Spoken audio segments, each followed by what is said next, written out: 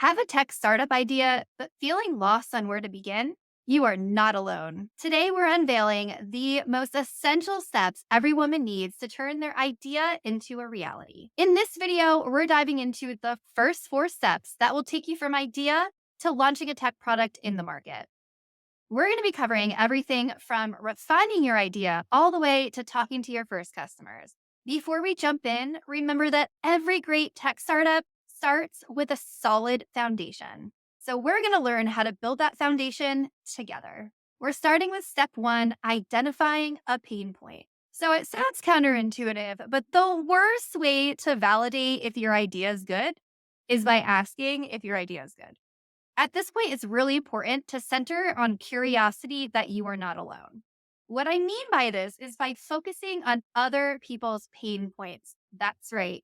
Rather than focusing on how you're experiencing the problem that you want to solve, you want to get curious and ask questions if other people are experiencing the same thing. Recommend at this stage is by creating a problem statement, which is essentially a hypothesis to test all of your assumptions. The problem statement is structured like this: I believe who will, what, because, why. So here's an actual example about why we have this YouTube channel.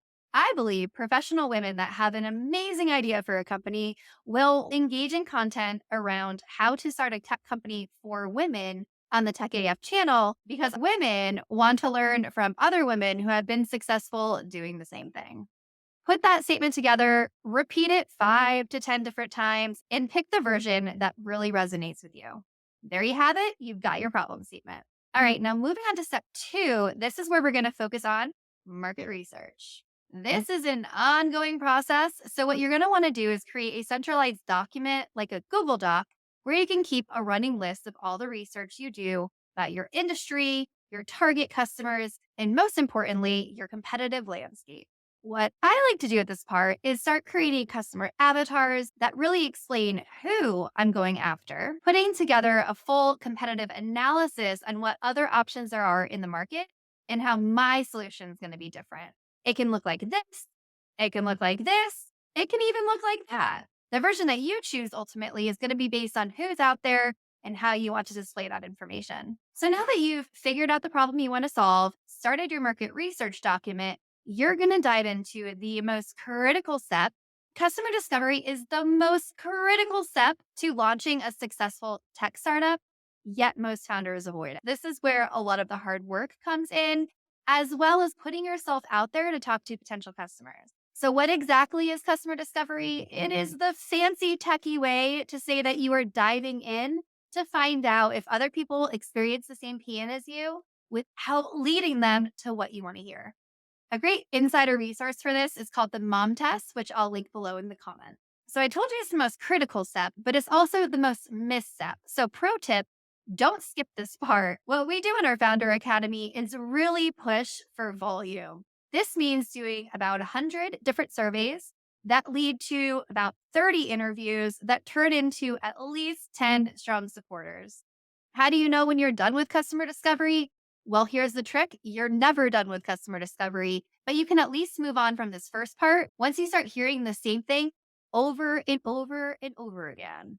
Yeah, I'm talking about when you're kind of getting bored on hearing the same thing over and over again, time to move on to the next step. Step four is a big one because here we're going to decide if we're going to pivot, iterate, or move on. Now, before I go into what these different steps mean, I want to stop and say this is when you want to be really real and honest with yourself, looking back at everything that you've accomplished to this point to establish, are there customers out there that experience the same pain that are looking for an innovative solution?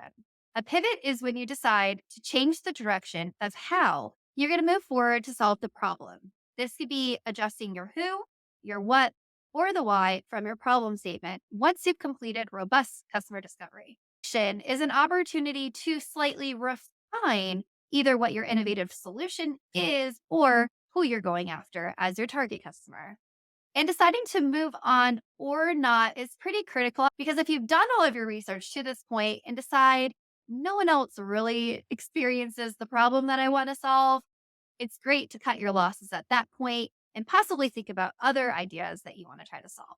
Deciding on what to do next is critical before moving forward with the last 5 essential steps that I cover in our next video. My best advice to you: when you set up your baseline from a place of curiosity and passion to solve the pain point you've experienced through these steps, you are doing right by your future customers, employees, and investors. You do not need to be a tech pro to solve a real problem using tech. And you're not alone.